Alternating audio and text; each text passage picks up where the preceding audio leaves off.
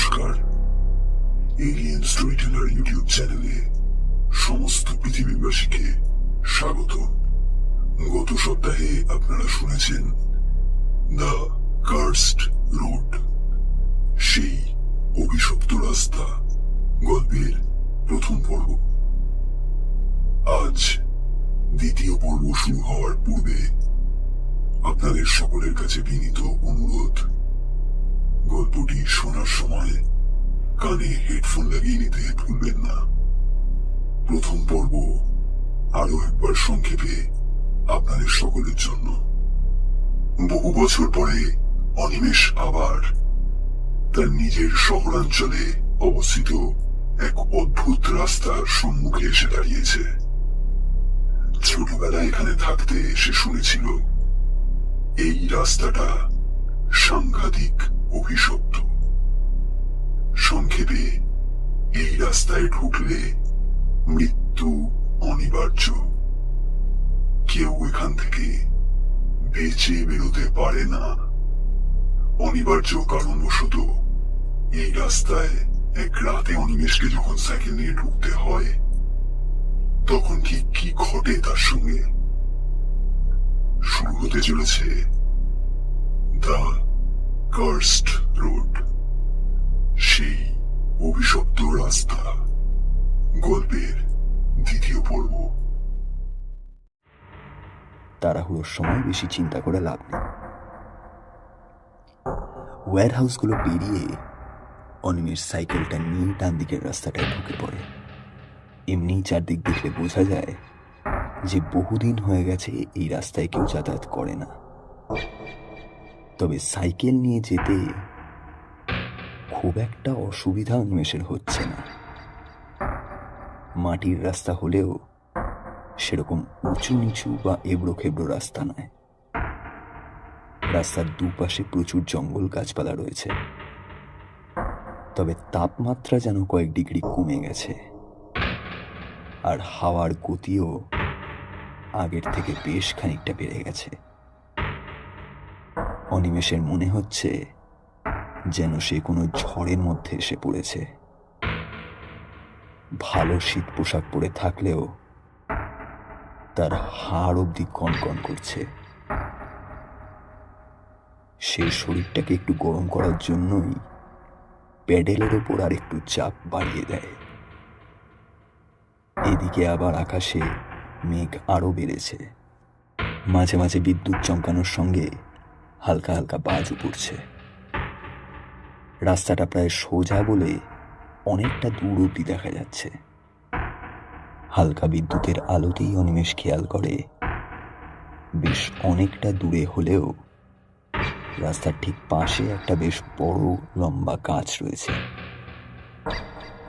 গাছটা প্রায় 3 তলা বাড়ির সমান উঁচু। চট করে দেখলে বোঝা যায় না যে গাছটা কি গাছ। অদ্ভুত লাগছে গাছটাকে। আরো খানিকটা এগোতেই যখন গাছটা প্রায় 100 মিটারের মধ্যে, ঠিক তখনই বিদ্যুতের ঝলকানিতে অনিমেষ যা দেখে তাতে তার শিরদাঁড়া দিয়ে একটা ঠান্ডা স্রোত নেমে যায়। সে বেশ তাড়াহুড়ো করে খুব জোরে ব্রেক মেরে সাইকেলটা নিয়ে দাঁড়িয়ে পড়ে। গাছের ওই পাশ থেকে এগিয়ে আসছে একটা বহু পুরনো ভাঙাচোরা 4 চাকা গাড়ি। চট করে দেখে মডেলটা ঠাহর করা যায় না, এবং গাড়িটা আসছে বেশ ধীরেই। ভয় ও উত্তেজনায় অনিমেষের হৃৎপিণ্ডটা ধক ধক করছে। সে একটা মূর্তির মতো সাইকেলটা ধরে দাঁড়িয়ে আছে।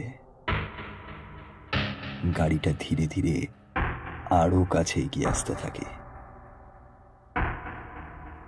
আস্তে আস্তে তার ভাঙাচোরা যান্ত্রিক ক্যাচকোচ আওয়াজ শোনা যাচ্ছে। অনেক কষ্টে খানিকটা সাহসে ভর করে অনিমেষ সাইকেলটা নিয়ে কোনো রকমে রাস্তার একটা পাশে সরে আসে। ক্রমে গাড়িটা আরো কাছে চলে এসেছে। এখনো অনিমেষ দেখে বুঝতে পারছে না এটা কি রকম গাড়ি বা কত পুরনো। গাড়ির জানালা এবং উইন্ডশিল্ডে কোনো কাঁচ অবশিষ্ট নেই। অনিমেষ দেখে ফেলেছে যে গাড়ির সবকটা সিটই ফাঁকা। তবুও সে কিংকর্তব্য বিমূঢ়ের মতো ফ্যাল ফ্যাল করে সেদিকেই তাকিয়ে আছে। গাড়িটা ধীরে ধীরে এগিয়ে এসে অনিমেষকে পেরিয়ে চলে যেতে থাকে। অনিমেষ আবারও ভালো করে দেখে বুঝতে পারে যে সত্যিই গাড়িটায় কেউ নেই। গাড়িটা ক্রমে সোজা রাস্তা ধরে যেতে যেতে অন্ধকারে মিলিয়ে যায়। এতক্ষণে যেন অনিমেষের খানিকটা হুঁশ ফেরে।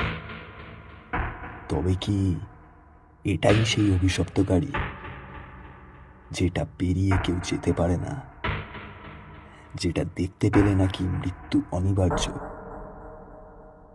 তবে এখন তার কি হবে? সে কি মরে যাবে? কিন্তু কিভাবে? শারীরিকভাবে সে তো সম্পূর্ণ সুস্থ। তবে কি ট্রেনে যাওয়ার পথে ট্রেন দুর্ঘটনায়? দাঁড়িয়ে দাঁড়িয়ে এসবই ভাবনা চিন্তা করছিল অনিমেষ। ঠিক সেই মুহূর্তেই ঘটে যায় একটা আশ্চর্য ঘটনা। এতক্ষণ যা বাজ পড়ছিল তা সবই মোটামুটি বেশ হালকা বা ধীরে ছিল। হঠাৎ করে গোটা এলাকার দেখানো জোরালো আলোর বিদ্যুৎ চমকে কান ফাটানো শব্দে একটা বাজ পড়ল। আচমকা এত জোরে শব্দে কানে হাত চাপতে চাপতে অনিমেষ বুঝতে পারে বাজটা পড়েছে খুব কাছাকাছি। চোখ তুলতেই দেখে আসলে বাজটা পড়েছে ওই লম্বা গাছটার খুব কাছে, যেটা থেকে অনিমেষ দাঁড়িয়ে রয়েছে মাত্র 50 থেকে 60 মিটার দূরে। আর ঠিক সেই মুহূর্তে এই ঝোড়ো হাওয়ার সহ্য করতে না পেরে গাছটার একটা বড় অংশ মড়মড় করে রাস্তার বেশিরভাগ অংশ জুড়ে ভেঙে পড়ে। অনিমেষ আশ্চর্য হয়ে যায়। এই ভুতুড়ে গাড়িটা যদি না আসতো তবে এই সময় ও হয়তো ওই গাছের তলা দিয়েই যেত। গাড়িটা আসার ফলেই যেন সে দাঁড়িয়ে যাওয়ায় এই যাত্রায় কোনো মতে বেঁচে গেল। তবে কি কোনোভাবে তাকে বাঁচানোর জন্যই?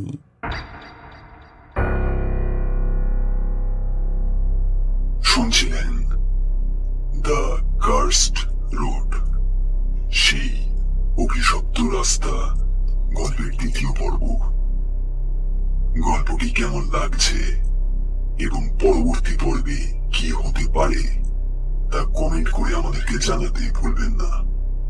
এবং একই সঙ্গে গল্পটি ভালো লেগে থাকলে এলিয়েন স্টোরিটেলার ইউটিউব চ্যানেলকে সাবস্ক্রাইব ও শেয়ার করতে ভুলবেন না। আজ এই পর্যন্তই।